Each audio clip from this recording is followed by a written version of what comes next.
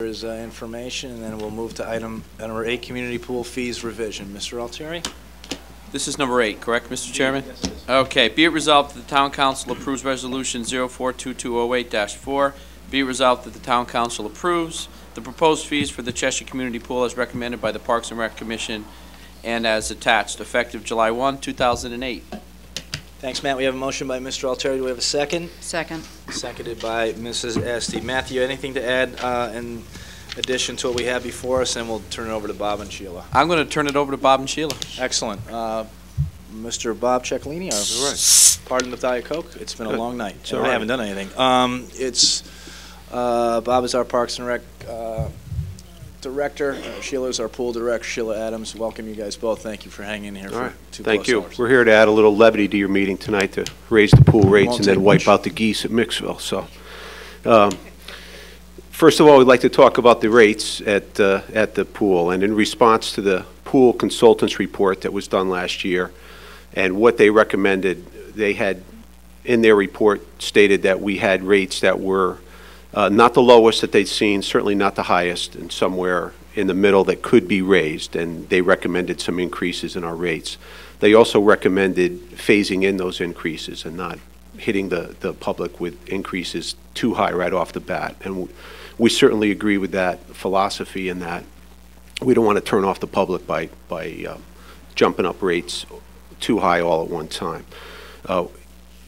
If you, in the letter from the Commission, and the Commission had looked at the rates and looked at them very closely and examined each and every rate. As part of your budget package, we had put in what the projected revenue would be next year if we left the rates the same, what they would be if we raised them approximately 10%, and what they would be if we raised them approximately 20%.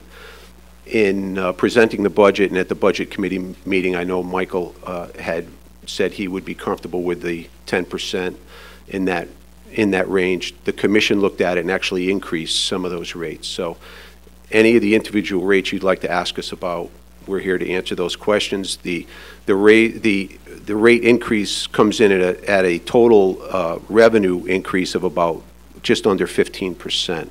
So if we held all the numbers the same in next year that we have this year in participating individuals, seasonal passes, teams, birthday parties, all the lessons, and held those same numbers, that's the approximate increase, would be about a 15% increase, which would take us just over $600,000 in revenue.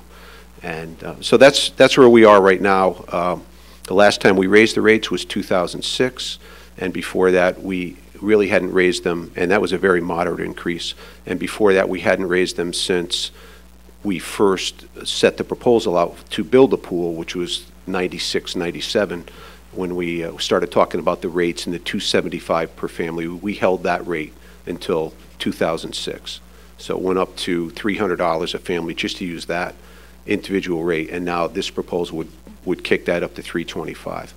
One of the things we have been working on, and it's in that letter from the Commission, is that the Finance Department has been working diligently on this, and they're going to have it ready for the month of May, that people would be able to, in a monthly manner, have the deduction from their checking account rather than have to pay these fees all up front. If they wanted a family pass of $325, they wouldn't have to pay it in one lump sum. They could pay it in a monthly manner. So when we started taking credit cards, that helped all across Park and Rec programs, and now we're going to start with this monthly automatic deduction from checking accounts. So we predict that would help a lot of the families too. So I'll answer any questions. Sheila's here too, and she's very willing to stand up and answer questions. She's waited patiently to answer your questions. Great. Okay, Matt, you're our Parks and Rec liaison. Just quickly, Bob, during the Commission meetings, I guess, would it be safe to say that you didn't kind of make an across-the-board increase all the way across, that you were a little selective with the way you increased some of these? We were very selective in that we looked at like the team rates, and that was always very controversial in the past. So the team rates are going up like $5 an hour for their rates. But we also added in that they would go up $20 an hour additional for swim meets, which puts an unusual burden upon the pool because of several hundred people in there creating trash, using the bathrooms, using our facilities. So we thought that was fair to add that rate just for swim meets. So we did look at things very specifically, and some of the rates went up higher. When you add $1 or $2 to a daily rate, that's a minor increase, but that's much more than a 10% increase. When it's a 6% rate and you add $1, or a $6 rate and you add $1 to it, it's more like a 20% increase. Right. So, yeah, some of them are higher than others. It wasn't across the board, 15%. Okay, thank you. I think, Tim, your hand was up next. Mr. Slope?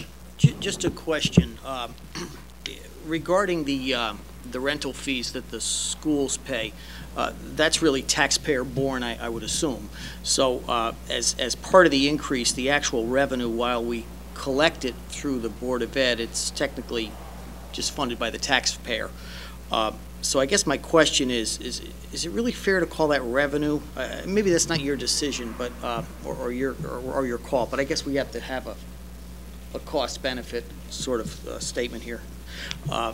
But in general, I would say, Tim, that's not my decision. I know it's not your area of expertise. But I guess my question is if we took out the cost of the schools, borne by the taxpayer, what's the actual resident paying in an increase? Are they bearing more of the burden, or the people that just pay like me if I go to the pool? My rates go up higher than the town's rates?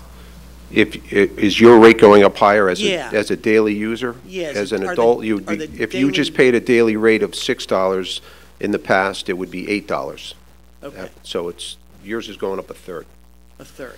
Yeah, but by doing that, we're also trying to encourage people to take annual passes. Right. And if you take an annual pass, it still is a very I guess I very worded good that- bargain. I worded that question badly. I didn't mean a day versus someone buying an annual pass. I just meant the revenue derived from the consumer of the pool versus the taxpayer funding the Board of Ed so that they can run a program through the pool. Are they bearing more burden, so therefore subsidizing the pool a little bit more in its operations? Every rate was increased at least 10% or more. So yeah, everybody's going to have to bear some of this. Right. When we had the last rate, and I say rate increase, because we actually dropped some rates the last time. Right. So we have to look at what the market's bearing, and we weren't getting that many non-resident season passes and non-resident use. So instead of double, we made the rate 1.5 times the Cheshire rate, which increased the amount of people coming in. So, yeah, everybody's got to pay somewhat of an increase, but we do have to look at it individually and see what we think the market would bear. Right, okay. I guess that was my concern, is that I know this council and past councils are really trying to shift some of the burden to the users. And I know it's a fine line and it's a difficult hurdle Right. to make. So that was really the purpose of the question. Thank you. Okay. Hey, Sheila, do you know what towns or athletic departments who high schools have to rent space, what they're paying? They're paying more than what the Cheshire Yeah, High how School. much? Do you have any idea? I believe they are somewhere around $100 an hour to go in and use the Okay, facility. so at least 25% yeah. over what Yeah. we paid last year. Any opportunity for us to, this is a little off the fee. I don't want to violate my own rules, which annoys me when it happens. Never mind. Okay, so $100 I an hour is mean, I know kind high of going. schools that are paying $150 an hour to use a facility. What the hell? Anyone inquire about any other high schools using our pool? I have been asked. It's finding the pool time for them to be able to come in and do it. Put a rink up there, we can make a fortune. Okay, I mean- Jim, you have a question? I'm going to go back to a few years ago when when this pool first opened, and the Board of Education basically stated to you guys at the pool that we could rent the pool over at Cheshire Academy for a lower rate than what you proposed to do it. Have you looked to Cheshire Academy to see what their, I know this dovetails in with what Matt's question was, but what is Cheshire Academy renting their